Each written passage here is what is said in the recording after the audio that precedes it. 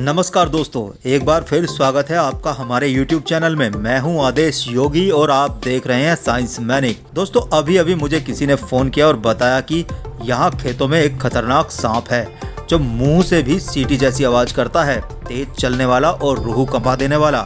आइए देखते हैं क्या है। जैसा कि आप देख पा रहे हैं दोस्तों, जंगल में तेजी से लहरें लेकर ये जो रेंग रहा है, ये देखने में मुझे रसेल वाइपर लग रहा है। दोस्तों देंगे पूरी जानकारी और कराएंगे पूरी स्टडी, इसलिए बने रहिए मेरे साथ वीडियो के अंत तक। वीडियो काफी रोचक और इन्फॉर्मेटिव होने जा रहा है। दोस्तों देखिए कैसे ये जमीन में घुसने की कोशिश कर रहा है। दोस्तों मैं इसको पकड़कर झाड़ियों से बाहर निकालता हूँ ताकि इसकी स्टडी की जा सके और इन किसानों के खेतों से इसको दूर कहीं जंगल में रिलीज किया जा सके। दोस्तों इसको एक लकड़ी की मदद से मैं बाहर ले आया हूँ। अब स्पष्ट रूप से मैं इसको देख पा रहा हूँ। जी हाँ, रसेल वाइपर, ये पूरा एडल्ट रसेल वाइपर है। दोस्तों अपनी जीभ निकालकर ये आसपास के वातावरण को महसूस कर रहा है, जैसे कि आप देख ही रहे हैं। दोस्तों मैंने जिस सांप को हाथ में उठा रखा है, ये सांप बहुत जहरीला होता है। आप कभी भी इस सांप को हाथ में लेने की गलती मत करना। दोस्तों देखने में ये काफी सुंदर सांप है। दोस्तों ऐसे सांप देखने को बहुत कम मिलते हैं। कितना सुंदर है ये देखने में। जैसा कि आप देख पा रहे हैं, सफेद दूधिया रंग का है और बॉडी पर ब्लैक पैच भी बने हुए हैं। आपकी जानकारी के लिए बता दूं, ये सांप बहुत जहरीला होता है और इसकी गिनती भारत के सबसे घातक सांपों में की जाती है। दोस्तों ये बेहद गुस्सैल सांप होते हैं। आपको बता दें, एक एडल्ट रसेल वाइपर बिजली की तेजी से हमला करने में सक्षम होते हैं। दोस्तों आपको जानकर हैरानी होगी कि रसेल के काटने की वजह से भारत में हर साल लगभग 25,000 मौत हो जाती हैं। दोस्तों सांप जीभ से ही आसपास के माहौल को महसूस करते हैं। जैसा कि आप देख सकते हैं, ये लगभग 5 फीट लंबा सांप है। आपको बता दूं, डी रसेली की अधिकतम लंबाई 165 सेंटीमीटर तक हो सकती है, यानी एक इंसान के जितनी। आपके सामने जमीन पर ये शांत पड़ा हुआ सांप कैसे गहरी गहरी सांसें ले रहा है। दोस्तों मैं इसकी सांस लेने की आवाज सुन पा रहा हूँ। ये एकदम से सतर्क और चौकन्ना हो चुका है। दोस्तों देखिए, जब ये गति करता है तो इसी तरह से एस शेप बना लेता है। कुछ लोग मानते हैं कि आमतौर पर ये सीधा चलता है, लेकिन जब गुस्से की हालत में होता है तो एस शेप बनाकर मूवमेंट करने लगता है। आपको बता दूं, भारत में 4 बड़े सांप पाए जाते हैं, जिनमें कोबरा, करैत, रसेल वाइपर और स्केल्ड वाइपर शामिल हैं। ये भारत के सबसे खतरनाक सांप माने जाते हैं। इनका जहर रक्त को जमा देता है। रसेल वाइपर को भारत में कोरीवाला के नाम से भी जाना जाता है। हालांकि यह इंडियन करैत से कम खतरनाक सांप नहीं होता। जिस तरह से ये कुंडली मारकर पड़ा है, आप आसानी से इसकी बॉडी को देख सकते हैं।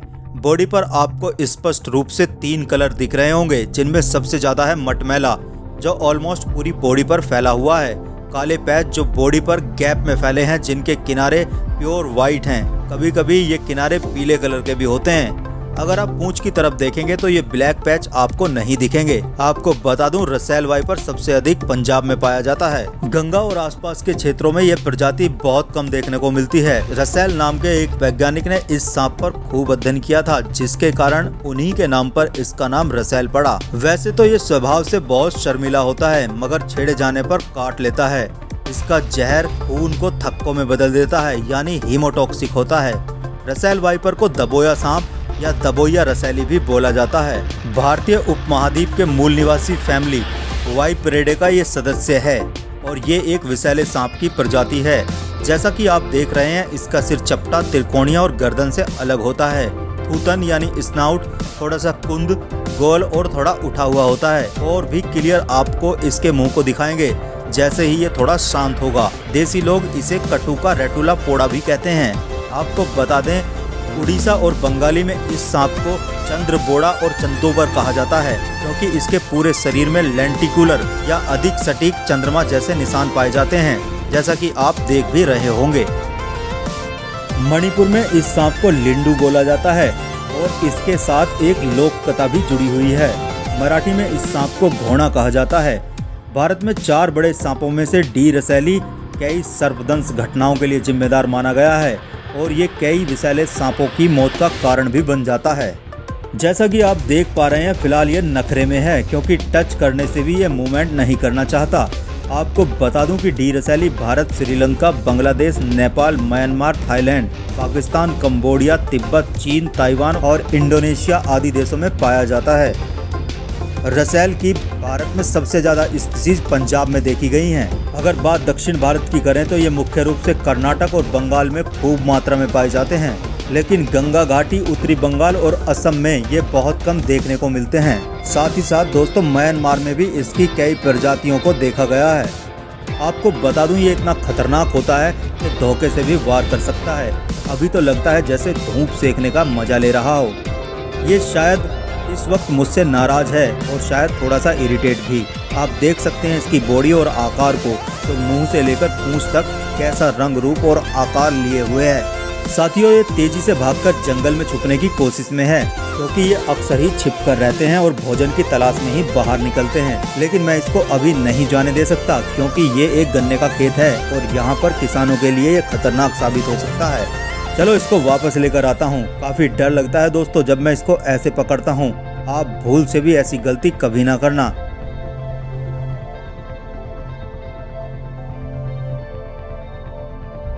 दोस्तों, डी रसैली एक स्थलीय सांप है और सक्रिय रूप से एक वनीय निशाचर है, यानी रात में ही ज्यादा निकलते हैं। हालांकि मौसम अगर शांत हो तो ये अपने व्यवहार को बदल देते हैं और दिन के दौरान भी एक्टिव हो जाते हैं। कुछ वयस्क धीमे और सुस्त भी देखे गए हैं, लेकिन एक निश्चित सीमा तक, जिसके बाद वे बहुत खतरनाक हो सकते हैं। किशोर आमतौर पर अधिक नर्वस होते हैं। जब धमकी दी जाती है या ये खतरा महसूस करते हैं तो एस लूप की एक श्रृंखला बनाते हैं, जैसा कि आप देख भी चुके हैं। इसमें ये शरीर के पहले और तीसरे हिस्से को बढ़ाते हैं। जब ये इस स्थिति में होते हैं तो इतनी ताकत लगा सकते हैं कि इस प्रक्रिया में अपने शरीर के अधिकांश हिस्से को ऊपर उठाया जा सके। पकड़े जाने पर ये सांप और हिंसक हो सकते हैं। ये हमला कर सकते हैं और काटने का निशान बना देते हैं और कुछ सेकंड तक काटने वाले स्थान पर चिपके रहते हैं। आपको बता दें, डी रसैली मुख्य रूप से रोडेंट्स पर फीड करते हैं। हालांकि विशेष रूप से ये छोटे सरीसृप, भूमिगत केकड़े और बिच्छू तथा आर्थ्रोपोड को भी खा लेते हैं। जुवेनाइल क्रैपस्कुलर होते हैं जो छिपकलियों पर भोजन करते हैं और एक्टिव रूप से फ्रोजिंग करते हैं। जैसे जैसे ये बड़े होते जाते हैं और एडल्ट होते जाते हैं, रोडेंट्स को खास रूप से खाना पसंद करते हैं। चूँकि रोडेंट्स और छिपकलियों की उपस्थिति मनुष्य के आसपास ज़्यादा पाई जाती है, इसलिए ये सांप भोजन की तलाश में मानव के स्थानों तक पहुंच जाते हैं। सरीसृप वैज्ञानिकों का मानना है कि रसैल किशोर अवस्था में सबसे ज़्यादा उग्र होते हैं और ये मनुष्य पर सबसे ज़्यादा हमला कर सकते हैं। आपको बता दें कि खुरदुरी रेत में पाए जाने वाले बोआ, गोंगाइलोफिस कैनिकस डी रसैली की नकल करते हुए पाए जाते हैं, या कह सकते हैं कि वो रसैल की मिमिक्री करते हैं। एक्चुअली ये सांप दिखाते हैं कि वे डी रसैल हैं। पशु चिकित्सकों का मानना है क्योंकि डी रसैली एक प्रजाति के रूप में बहुत सफल है और इसको प्रकृति और पर्यावरण के भीतर भयावह प्रतिष्ठा प्राप्त है, इसलिए कुछ सांप इसकी उपस्थिति की नकल करते हुए पाए जाते हैं, लेकिन वो असल में डी रसैली नहीं होते। अब मैंने इसको अपने हाथ में पकड़ लिया है। जैसा कि मेरा तो सांपों के प्रति गहरा लव है, इसलिए मेरी दोस्ती इनसे आसानी से हो जाती है। फिर भी मैं आपको वार्निंग दे रहा हूं दोस्तों, कभी भी रसैल को किसी भी कीमत पर अपने हाथ में लेने की भूल ना करें, क्योंकि इससे आपकी जान भी जा सकती है। दोस्तों, मैं इस वक्त जिंदगी और मौत के बीच खड़ा हूं। कसम खाकर बोल रहा हूं, इस वक्त मेरा लहू जम चुका है और मेरी धड़कनें 100 से पार जा चुकी हैं। मैं डर रहा हूं, लेकिन आपके लिए मैंने इसको अपने हाथ में पकड़ रखा है ताकि इसकी पूरी जानकारी आपको दी जा सके। आपको बता दूं, इसकी बॉडी में एक तेज करंट दौड़ रहा है। शायद इसका ब्लड फ्लो इतना तेज है कि मुझे बिजली जैसा फील हो रहा है। देखो किस तरह से ये बार बार अपनी जीभ को बाहर निकालकर मुआयना कर रहा है। इसको शायद एहसास हो चुका है मेरी गंध से कि ये किसी इंसान के हाथों में है। देखिए कैसे बार बार ये जीभ को बाहर निकालता है। जैसा कि आप स्पष्ट रूप से इसका हेड देख रहे हैं, जिस पर 2 स्पष्ट बड़ी बड़ी आंखें हैं। ये पीले या सोने के चमक वाली होती हैं और 10 से 15 सरकम ऑर्बिटल स्केल से घिरी होती हैं। इनका सिर चपटा, त्रिकोणीय और गर्दन से अलग होता है। स्नाउट कुंद, गोल और थोड़ा उठा हुआ दिखाई दे रहा है। रसेल वाइपर का सर और सिर का मुख अनियमित तरह से खंडित तराजू के आकार का होता है। इसके पूरे हेड में 6 से 9 स्केल पाए जाते हैं। आप देख रहे हैं नथुने बड़े बड़े होते हैं जो नेजल स्केल के बीच में हैं। पूरे सिर में 6 से 9 स्केल होते हैं। आप इसका इतना बड़ा मुंह भी देख रहे होंगे दोस्तों। यह है रसेल वाइपर, मौत का दूसरा नाम। इसकी एक बाइट किसी भी इंसान को मौत की नींद सुला सकती है।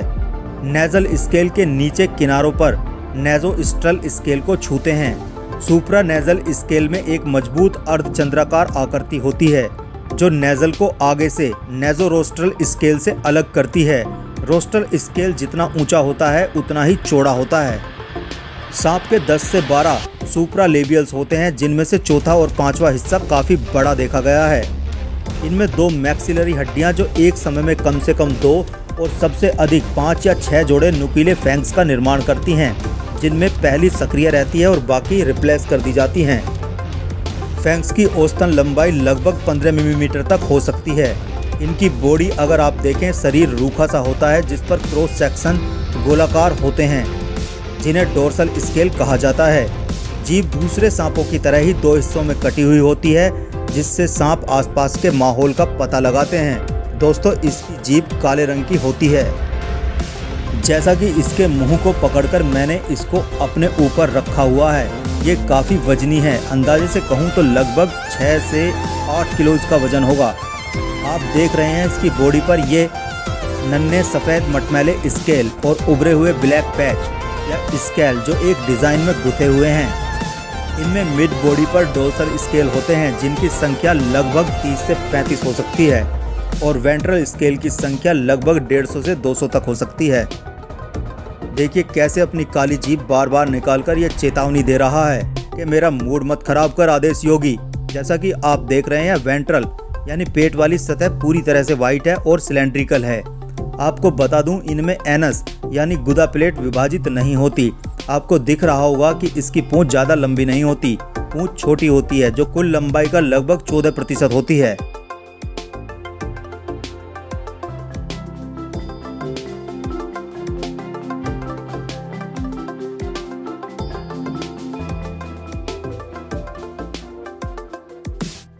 दोस्तों, अगर बात इसके वेनम या जहर की जाए तो डी रसैली के व्यक्तिगत नमूनों द्वारा निर्मित विष की मात्रा काफी होती है। वयस्क नमूनों के लिए रिपोर्ट की गई विष की मात्रा 150 से 250 मिलीग्राम है। अधिकांश मनुष्य के लिए एक घातक खुराक लगभग 40 से 70 मिलीग्राम होती है। सामान्य तौर पर विषाक्तता यानी जहर का असर 5 अलग अलग विष अंशों के कॉम्बिनेशन पर निर्भर करता है। मनुष्यों में विष की विषाक्तता और काटने के लक्षण अलग अलग आबादी के भीतर और समय के साथ भिन्न भिन्न होते हैं। काटने के स्थान पर दर्द के साथ सूजन के लक्षण दिखाई देने लगते हैं, जिसके तुरंत बाद रक्तस्राव शुरू हो जाता है। विशेष रूप से मसूड़े, मूत्र और थूक में इसके लक्षण सबसे पहले दिखाई देते हैं और काटने के 20 मिनट के भीतर रक्त में भी लक्षण दिखाई देने लगते हैं। ब्लड प्रेशर कम हो जाता है, हृदय की गति डाउन हो जाती है। काटने की साइट पर ब्लिस्टरिंग यानी छाला बन जाता है। गंभीर मामलों में लिम्स भी प्रभावित होता है। एक्सट्रीम केसेस में नेक्रोसिस हो सकता है। लगभग 1/3 मामलों में उल्टी और चेहरे पर सूजन भी देखी गई है। लगभग 25 से 30% मामलों में किडनी फेल्योर हो जाता है। प्रारंभिक चिकित्सा उपचार और एंटीवेनम की प्रारंभिक डोज मौत के खतरे को रोक सकती है और काफ़ी कम कर सकती है। दोस्तों, अगर कभी बदकिस्मती से आपको या किसी को कोई भी सांप काट ले तो तुरंत उसे नज़दीकी अस्पताल ले जाएं और किसी झाड़ फूंक के चक्कर में बिल्कुल भी ना पड़ें। रसेल वाइपर के काटने से गंभीर दर्द 2 से 4 सप्ताह तक रह सकता है। बाइट वाले स्थान पर टिश्यू डैमेज के कारण पेन बना रह सकता है। यदि 1-2 घंटों के भीतर सूजन होती है तो बड़े पैमाने पर खतरे की संभावना है। इसकी बाइट से सेप्टिसीमिया या किडनी श्वसन या हार्ट फेल्योर से मृत्यु 1 से 14 दिन बाद या उसके बाद तक भी हो सकती है। आपको बता दें, द लेसेंट के एक अध्ययन से पता चला है कि डी रसैली द्वारा काटे गए लोगों के एक नमूने में से जो बच गए थे, उनमें से 29% की पिट्यूटरी ग्लैंड्स में गंभीर नुकसान देखे गए, जिसके परिणाम स्वरूप बाद में हाइपोपिटेरिज्म हुआ। कई वैज्ञानिक इसका समर्थन करते हैं कि डी रसैली के काटने से हाइपोपिटियारिज्म हो सकता है। आपको बता दें, भारत में हेपकाइन इंस्टीट्यूट पॉलीवैलेंट एंटीवेनिन तैयार करता है, जिसका उपयोग इस प्रजाति के काटने से इलाज के लिए किया जाता है। तो दोस्तों, अब हम इस प्रकृति के नायाब जीव को वापस से प्रकृति माता को ही समर्पित कर देते हैं ताकि यह अपने नेचुरल हैबिटेट में रह सके। इसी के साथ आपसे लेते हैं विदा। जल्द ही आपसे फिर मुलाकात होगी एक नई वीडियो के साथ और एक नए खतरनाक जानवर के साथ। अगर वीडियो पसंद आया हो तो लाइक जरूर करें और अपने दोस्तों से वीडियो शेयर करें। धन्यवाद।